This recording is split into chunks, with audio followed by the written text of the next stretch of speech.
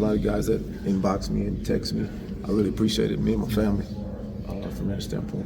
What's the transition been like for you as somebody who was here, who sort of endured all of it, and then you go through that sort of new car smell deal with a new program? I'm excited about working with Coach Smith and his staff, man. A lot of guys that came from Oregon State. They all know each other. I'm kind of a new kid on the block, but they have been tremendous, with pulling me in and making sure that I understand how things are done. Great group of guys.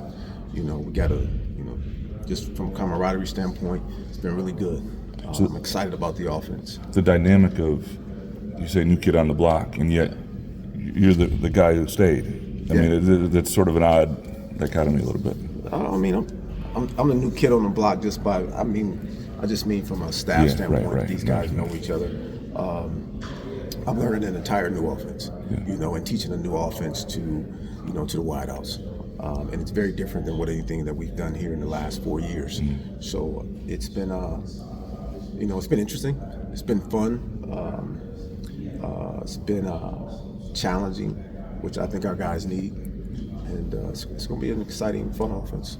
How do you feel it's helping you grow as a coach?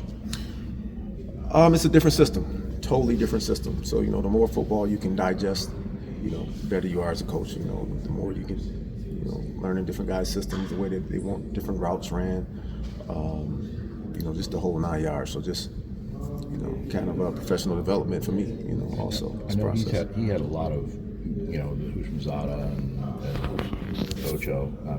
Did you hear from either of those guys or anyone who knows what Jonathan Smith's offense is about when you're making decisions?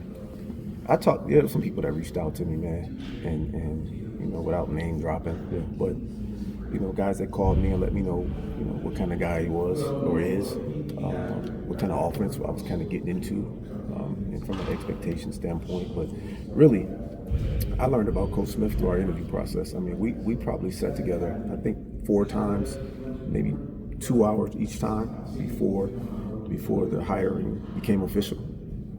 So I went through a grueling interview process. It wasn't just like, I came in here and was just stamped as the wideout coach. I mean, he had other guys he interviewed. So I'm very grateful and thankful to be in this position. And, I got an opportunity to find out who he was through my own, experience and exposure with him. Your path was not the same as a lot of coaches who've been to 4, 5, 6 different places around. I mean, so I'm wondering for you, as you're going through that uncertainty for yourself and for your family, what you're thinking in terms of, if it's not here, I'm going to stay in college coaching somewhere else, or I'm going to, go back to my old world. What was your thought process during that? Well, I mean, I was willing to do whatever I had to do for my family, first and foremost. There were some other schools that reached out. We've done some pretty good things here. Developed some guys, put some guys in the league. Some guys are going in this year. So that's, part of my resume. But, obviously in my heart of hearts, man, I mean, I bleed green. This is me. This is what I do. I love it here, and we wanted to be here. But if it didn't materialize, I was definitely going to coaching college. And you mentioned the relationship piece, or maybe Demetrius mentioned it, but I mean, a lot of the parents have said, I'm thinking Nick Marsh's mom in particular, this is our guy. Yeah. I mean, when you hear those kind of things, you've established that relationship, and I guess, how do you kind of feel about that? Well, I mean, for anybody to, step up and say, this guy's, basically doing a good job and taking tremendous care of my son, makes you, that's what this is about. It's not just about X's and O's. There's a lot of time that we spend in those meeting rooms, and half the time will be about football and the other half will be about life itself. So for parents to step up and say, we want Coach Hawk around our son, makes me smile from ear to ear, man.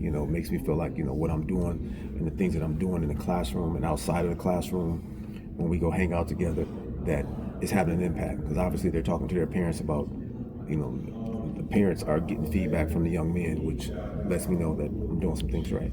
In your room, is it a sense of like you got some guys that want to show what they can do at this level? They've been around a little bit, but now kind of ready to try to spread their wings. Is that how you see it, or what's going on in your room with some of these younger guys? I'd say right now, I mean, in the room right now, I told them I'm not even using the word young anymore. Nobody's young. Like right now, the time is now. There are no 1s, 2, and 3s. My room's wide open, and we're trying to establish, let the cream rise to the top. And it's been competitive, this spring, along with learning, a brand new offense. I mean, this offense is very, very different than what these guys that have been here, some of these guys been here 4 years, have ever ran, just from a route concept standpoint. So they're learning from, the ground floor with some of this. So some of the play has slowed down early on, but now it's speeding back up because guys are understanding the details and what it takes and where we need you to be on certain plays and what time you need to be there. So things are meshing together. Can you explain to a layman how different it is, like what you're trying to teach and just how different, where it's different, I would say? I'll just say from a concept standpoint, we're focusing a little bit more. We're a little bit more pro style than we've been in the past. If you take a look at maybe the Rams, take a look at Detroit, we run a lot of the same concepts. And when I talk about from a route running standpoint, just different little subtle stems that are a must on certain routes. Whereas, in the past, maybe we didn't use that particular stem.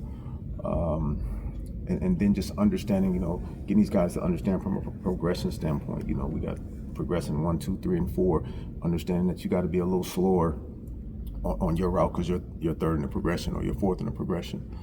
Everybody's not, a race to get open right now. And just, I think there's just a little bit more, it's spring, so don't get me wrong, spring, there's a lot of variety in spring. Now, as we get to, bringing this thing in for the fall season, it may look a little different, but there has been a lot of different concepts that are very new to Michigan State. What have you seen in terms of chemistry between your receivers and Aiden? There's been flashes. There's days where we do some really good things, and then there's days where, you can see where, he's thinking, we're thinking, maybe we're not on the same page. But I think every single day this spring we've gotten better. Guys are understanding the offense better and playing faster. We've made some plays. There's some plays that are still left out there on the field that we will need to make this fall, but we will be better. How much does that develop over the summer, the timing, the understanding with him and those guys, just getting more staffs working on their own, whatever it might be? Well, they'll get more reps at it, this summer. It's all introduced now, so everybody knows. So now we can start to fine tune. And like I said, the main thing for wideouts is you got to get past the thinking part. So that you got to really understand the offense, and now you can play fast on every single play. What's it like as a coach who, I mean, it's the same voice in the room as they've had, but then you're going through the learning process, and then you're teaching. It's like, substitute teacher teaching French class. I don't know how the best way to put it, but you know what I mean? Like you're teaching something different to them as you're learning it. What's that been like in sort of that dynamic with them? Teaching wideouts is teaching wideouts, for me. I mean, they obviously, like you said, they've heard the voice. I mean, we're teaching a couple of different stems, a couple of different ways of attacking defenses. But I guess for me, learning the offense is what I do. It's the easy part. The football side comes like brushing your teeth in the morning for me, and delivering the message to them is pretty much the same way. So it's been fun for me to see some of the concepts that we're going to run. Just having been in football all my life, like, okay, this is nice. We're gonna take shots here. We're gonna do this. We're gonna do that. Ways of getting guys the ball quick, on the edge. So I really appreciate the offense, and I'll come into them like, hey man, this from a wideout standpoint, hey, this is it. I wish I could play in this offense. Guys would love to play in this offense. There's not a lot of size in the room. A guy like Nick Marsh comes in, I think 6'3" or whatever, stands out. I mean, how much is having a receiver that has kind of that physical advantage, important? And I know Brian was saying, he'll take receivers of all sizes, but, just a bigger guy that can, win those one-on-one. jump balls and things like that?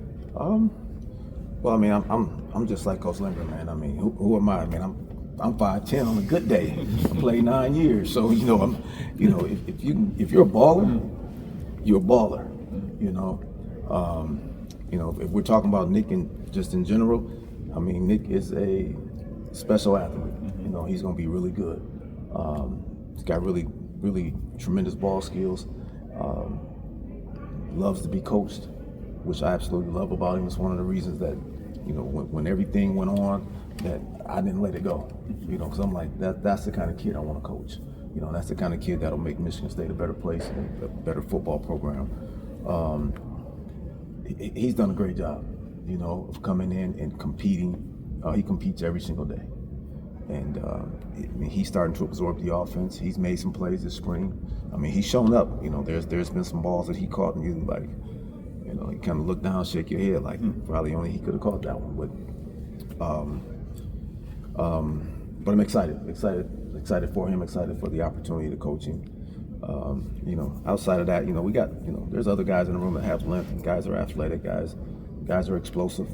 I'm not worried about guys making plays on whether it's high balls, putting bodies on guys, being able to make plays. That's all part of the position.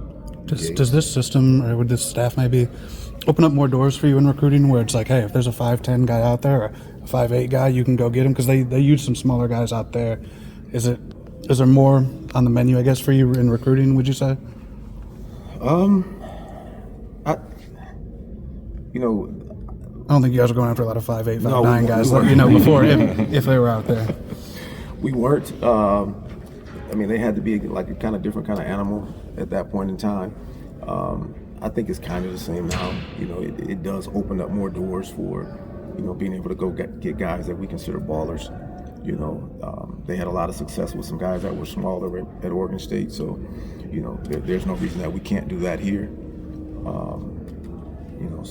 Like I said, man, we're looking for ballers. And we'll talk about all that size stuff and all that later, if that even matters. But speed kills, guys that can get in and get out. Tough kids. Those are the guys we're looking for. Good students.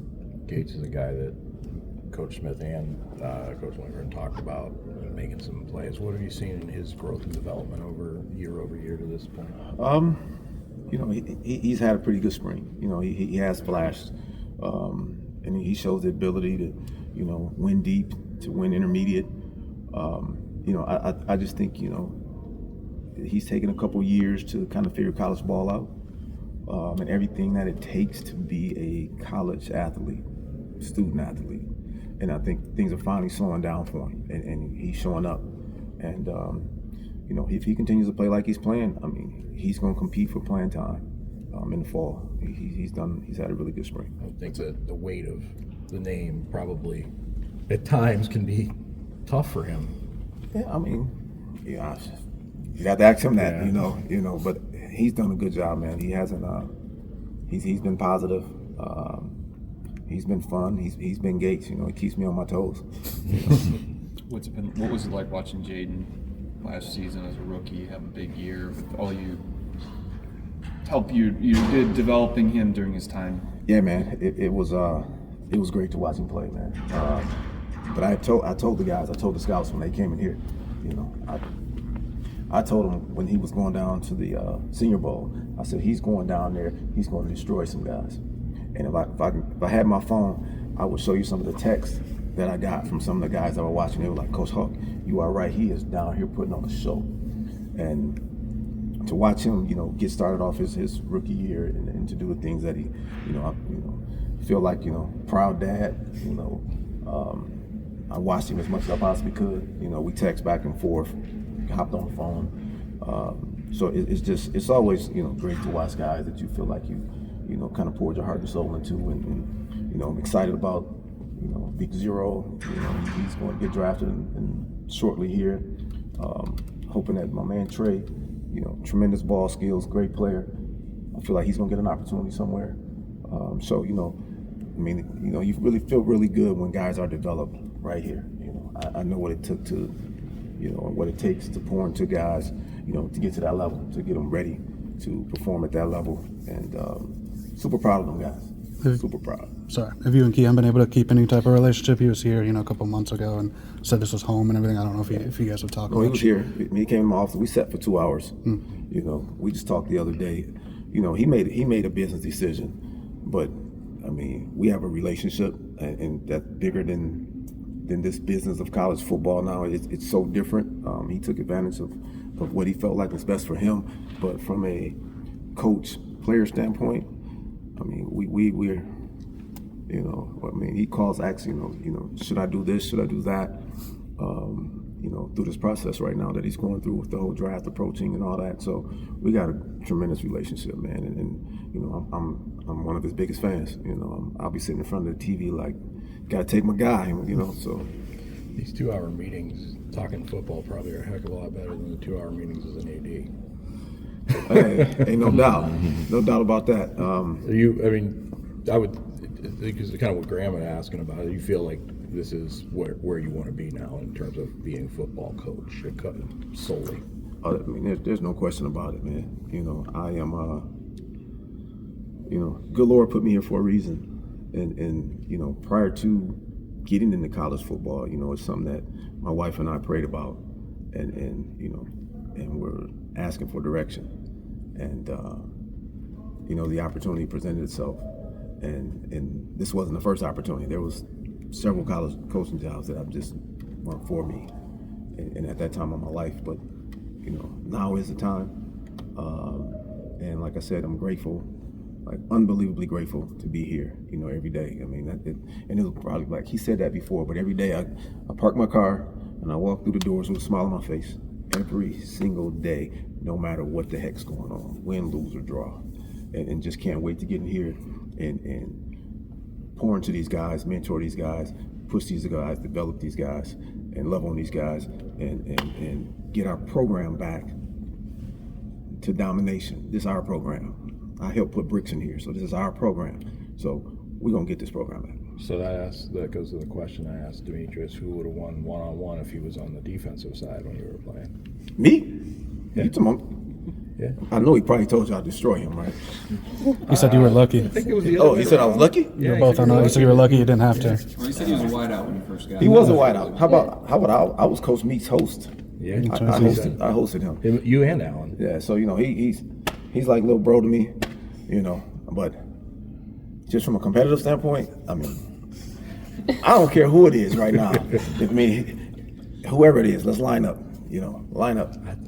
Probably can't do it as fast, but I was gonna say we can see this on Saturday. I mean, You see you at practice. You go through. You.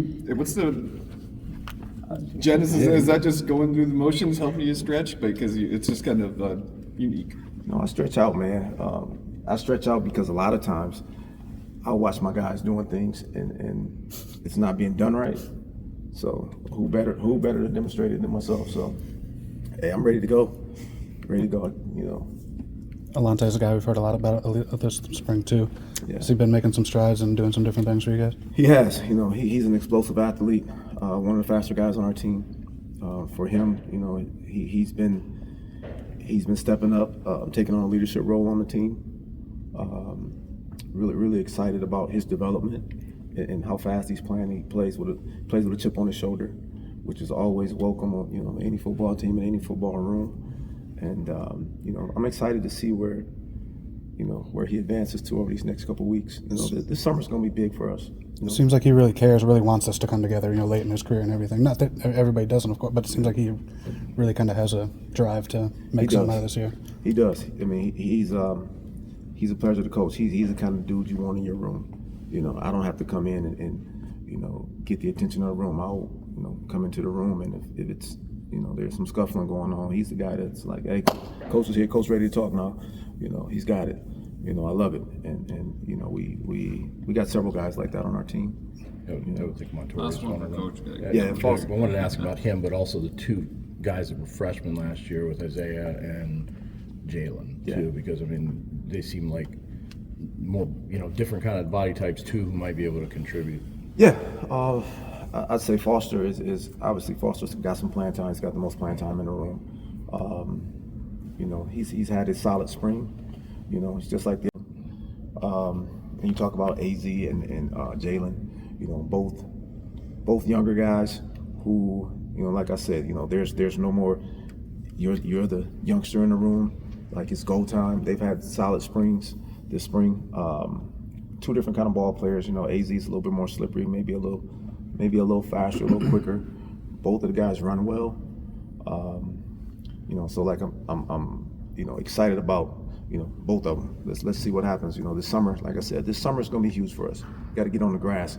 There's a lot more to each and every guy in our room, and we got to pull that out this summer and transition into the fall. Nice, coach. Good deal. Appreciate it. Appreciate it.